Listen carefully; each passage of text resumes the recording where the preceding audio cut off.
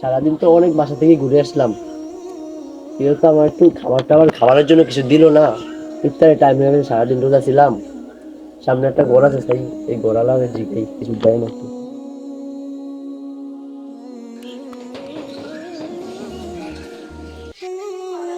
কে ডাকে এই সময়? একটু পরে ইফতার করবো, এখন মানুষে ডাক দেয়? ভালো লাগে না এগুলো, তাই? আসসালামু আলাইকুম বাবা। আজকে সারাদিন রোজা ছিলাম, শরীরটা অনেক ক্লান্ত। এই যে আশেপাশে কত বাসায় গেলাম একটু ইফতারি খাওয়ার জন্য। আমরা তো গরিব, আমাদের ঘর বাড়ি নাই, তাই আমাদের মানুষের কাছ থেকে চা খাইতে হয় সবকিছু। গেলাম, কেউ দিল না ইফতার, সবাই জ্বালা মারিয়ে পাঠিয়ে দিছে।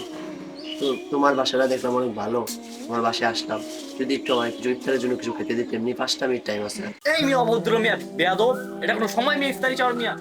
সারাদিন আমরা তো রোজা রাখছিলাম মিয়া, তো কোনো সময়? মিয়া, আপনাদের জন্য তুমি আজকে সমাজটা নষ্ট হয়ে গেছে মিয়া।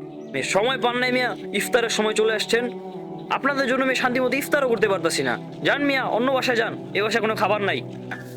ফাউল মিয়া, যান এখান থেকে, যান। গুরুজি আমার টাকা চাইতে আসছে ইফতারের সময়। তাও বাবা, আমার আর ইফতার লাগবো না, ওই জায়গা। আল্লাহ, তুমি তো দেখছো আজকে আমার সাথে কি ব্যবহারটা করা হইলো।